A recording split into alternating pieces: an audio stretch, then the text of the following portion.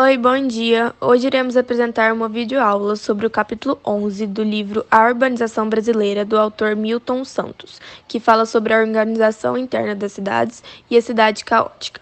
O grupo é José Fernando, Giovana Chiovato, Giovana Martins, Letícia Teodoro, Carolina Chioca, Maria Júlia Canese e Isabela Mariana.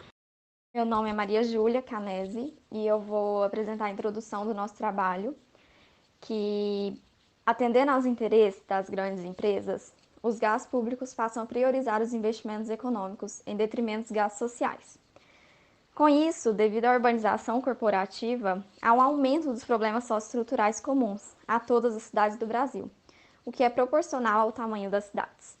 E as consequências das metrópoles acabam sendo mais intensas, em que podemos citar o desemprego, habitação, transportes, lazer, água e esgoto, educação e saúde. Além desses problemas, também existem os problemas urbanos ambientais, que serão ditos no próximo slide. Oi, meu nome é Giovana Chiovato e eu vou apresentar sobre os problemas urbano-ambientais no Brasil. A urbanização está diretamente ligada ao aumento nas construções, que modificam constantemente o espaço geográfico da cidade. Essa transformação traz muitas consequências, e o lixo é uma delas, que é considerado um problema social e ambiental e que, de acordo com dados publicados pela Associação Brasileira de Empresas de Limpezas Públicas e Resíduos Especiais, pode-se perceber que a geração anual de resíduo sólido urbano é muito alta. Porém, grande parte disso não tem destino adequado e muitos são depositados em lixões a céu aberto. Além disso, o lixo não é tratado como matéria-prima no Brasil, ao contrário do que acontece em outros países. A coleta seletiva, em que a população separa o próprio lixo por tipo material, facilitando a reciclagem, ainda é implementada por poucos governos, dependendo de iniciativas particulares. Em 2010, no Brasil, foi criada a Política Nacional dos Resíduos Sólidos, que tem como objetivo solucionar esses problemas de regulamentar a coleta, o tratamento e o destino final do lixo no país. Eu sou a Carolina Chioca e vou falar sobre a poluição da água. O despejo dos dejetos industriais e de esgoto doméstico ainda polui grande parcela dos rios e contamina as áreas costeiras. Nesse sentido, de acordo com pesquisas, apenas 10% do esgoto coletado é tratado, enquanto o restante, ou seja, 90% de todo o esgoto produzido é despejado, sem tratamento algum, no solo ou em corpos d'água diversos. Eu sou a Carolina Chioca e vou falar sobre a poluição atmosférica. A poluição atmosférica é resultante da quantidade excessiva de veículos e da atividade industrial intensa.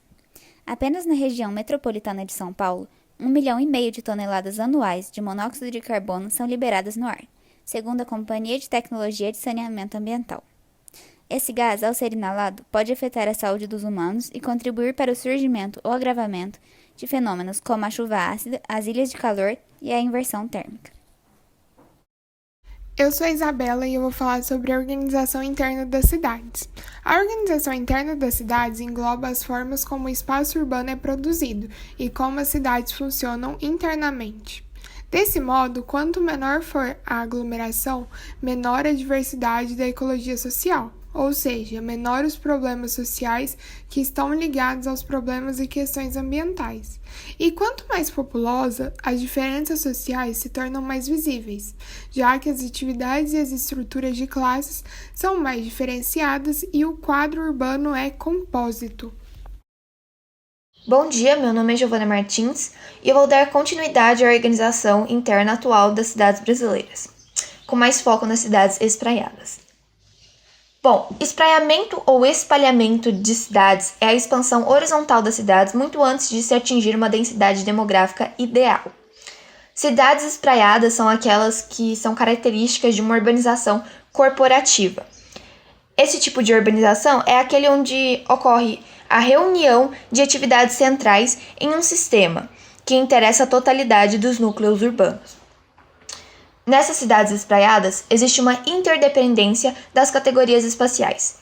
Essa interdependência se dá pelo fato de que cada componente sustenta e alimenta a existência dos demais. Essas categorias espaciais são tamanho urbano, modelo rodoviário, carência de infraestruturas, especulação fundiária e imobiliária, problemas de transporte e extroversão e periferialização da população. E isso tudo acaba gerando um modelo específico de centro-periferia. Também é importante ressaltar que o crescimento urbano também promove o crescimento sistêmico dessas características. Meu nome é Giovanna Chiovato e, para ilustrar essa interdependência apresentada no slide anterior, deve-se analisar a lógica do sistema de transportes no Brasil, que promove a manutenção e a intensificação da pobreza daqueles que já são pobres, uma vez que há necessidade de deslocamento para os centros, onde estão localizados os postos de trabalho, serviços privados e públicos mais especializados e etc. Portanto, há o fortalecimento dos centros em detrimento da periferia, que se torna um ciclo vicioso. Além disso, no Brasil, o uso de transportes coletivos é visto como sinônimo de desvantagem. Desse modo, essa dimensão cultural fortalece e reflete na lógica do sistema de transportes. Portanto, conclui-se que a organização das cidades contribui para a manutenção dos problemas. Eu sou José Fernando e vou falar sobre os movimentos que convergem para a especulação imobiliária. Primeiro, nós temos a superposição de um sítio social a um sítio natural. O funcionamento da sociedade urbana acontece de modo que os espaços sejam ocupados conforme suas exigências funcionais. Por outro lado, temos a disputa por uma localização. Aqueles que têm condições buscam estabelecer-se nas áreas que melhor lhes convém. Lógica aplicada no ramo corporativo e também no residencial. Esses dois fatores convergem na especulação imobiliária, criando regiões mais valorizadas. O planejamento urbano, associado ao marketing imobiliário, influi nos preços, corroborando mais uma vez para a especulação imobiliária. Meu nome é Letícia e eu vou falar sobre a problemática. O processo especulativo acontece com a extensão da cidade e implantação de diferentes serviços coletivos. O capitalismo monopolista agrava essa diferenciação. Assim, ampliam-se diferenças entre locais urbanos.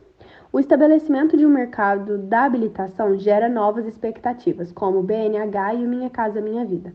Paralelamente, com a expansão das classes médias, o processo especulativo se intensifica, crescendo a demanda por áreas urbanas.